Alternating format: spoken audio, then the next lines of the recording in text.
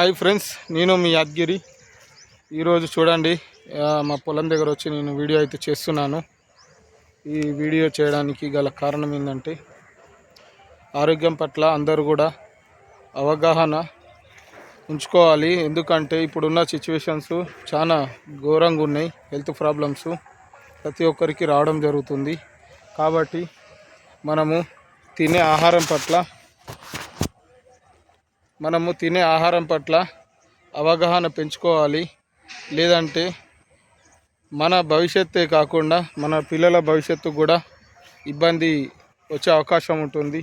ఎందుకంటే మన పిల్లల గురించి మనమే కష్టపడుతున్నాం కాబట్టి అది మన మనసులో పెట్టుకొని ఇప్పటికైనా జరిగిపోయింది ఏమీ లేదు, మన అలవాట్లను మార్చుకుంటే సరిపోతుంది. కాబట్టి అందరూ కూడా ఒకసారి ఆలోచించండి మీ హెల్త్ పట్ల. ఇది నా చిన్న అడ్వైజ్ మాత్రమే.